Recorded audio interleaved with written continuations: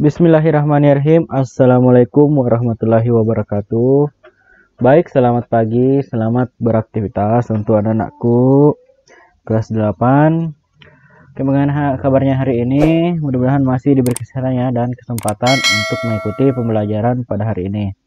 Baik, pada hari ini kita sudah memasuki materi baru, yaitu di materi rekayasa yang akan kita pelajari, yaitu mengenai alat penjernih air.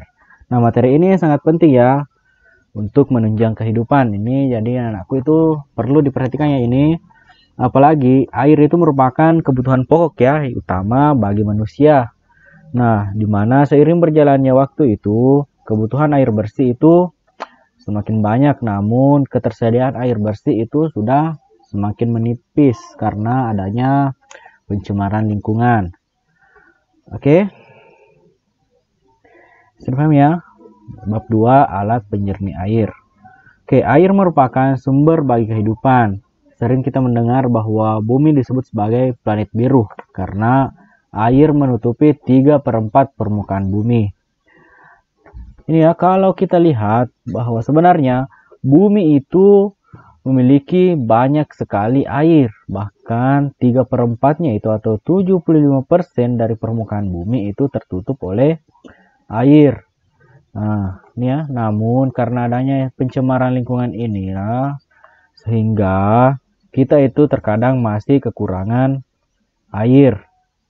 Apalagi jika sudah memasuki musim kemarau, terkadang itu sumber air bersih mengering, sehingga untuk mendapatkan air bersih itu kita sangat kesulitan. Nah, sehingga kita itu harusnya tetap optimis ya, meskipun air sumur ataupun sumber air kita itu menjadi keruh ataupun kotor.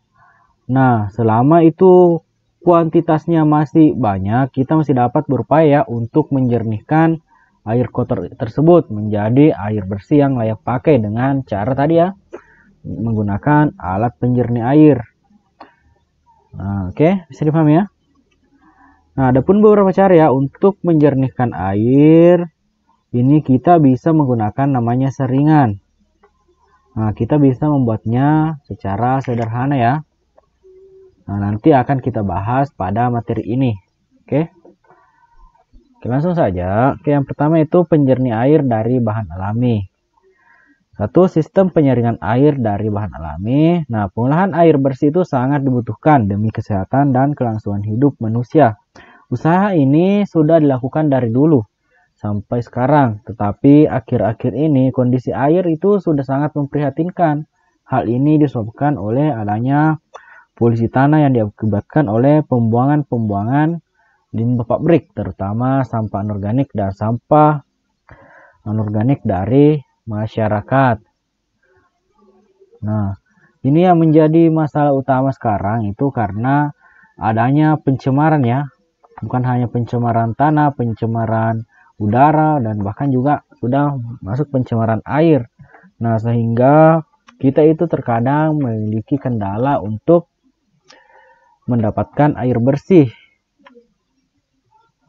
Oke, adapun tujuan ya untuk penjernihan air, yaitu yang pertama itu untuk menghilangkan gas-gas terlarut, yang kedua untuk menghilangkan rasa yang tidak enak, dan ketiga itu untuk membasmi bakteri patogen yang sangat berbahaya, dan terakhir yaitu untuk memperkecil sifat air yang menyebabkan terjadinya endapan pada pipa dan saluran air. Itu ya tujuan untuk pencernihan air.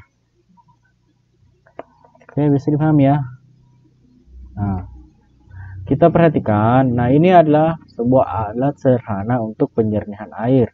Nah, dimana jika misal ini ada air keruh ya, air keruh ini dimasukkan ke dalam alat penjernih air yang tadinya keruh ini, nah, bisa menjadi bening. Itu ya sebenarnya tujuan utama penjernihan air. Itu yang pertama itu untuk menghilangkan gas-gas terlarut. Nah, ini kalau untuk sederhana mungkin kita tidak bisa ya pastikan apakah gas-gas yang terlarut dalam air itu hilang. Oke.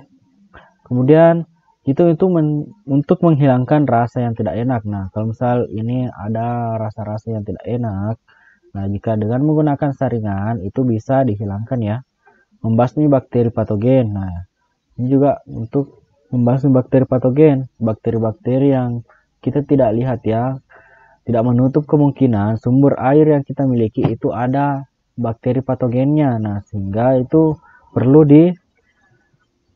digunakan penyaring air atau penjernih air untuk menghilangkan bakteri-bakteri patogen tersebut.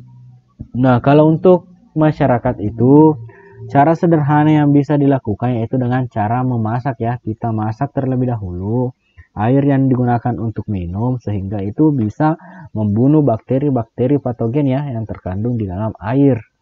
Karena kita tidak tahu ya ada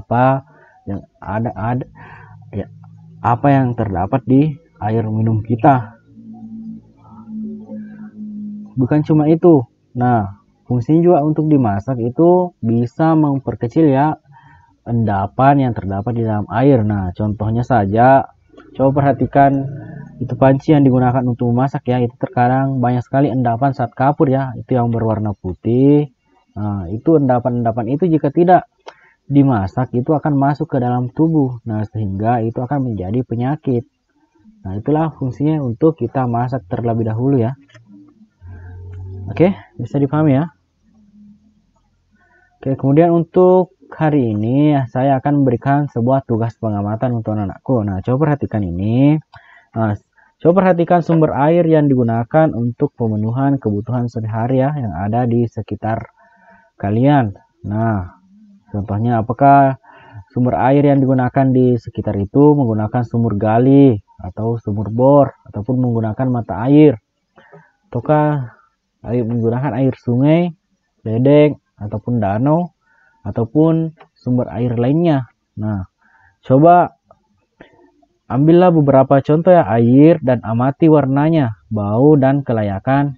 Kemudian hasilnya kita tulis ya di tabel pengamatan berikut ini. Nah, saya kasih contoh, misalnya di rumah anakku itu ada sumber airnya ya. Sumber air yang ada di rumah anakku itu ternyata menggunakan sumur bor. Berarti kita tulis ya sumber airnya itu menggunakan sumur bor. Nah, kemudian bagaimana kondisi airnya? Apakah memiliki warna? Apakah berbau? Apakah jernih? Nah, kalau misalnya jernih, anakku tulis airnya jernih ya, ditulis jernih ya. Kemudian sumber air itu digunakan untuk apa? Apakah digunakan untuk memasak, minum, ataupun kebutuhan lainnya? Nah, ditulis ya di sini penggunanya. Kalau misal memasak berarti digunakan untuk memasak, mandi, mencuci, dan kebutuhan lainnya ya. Ditulis semua di sini ya. Oke, silahkan anakku ya. Cari beberapa ya sumber air yang ada di sekitarnya.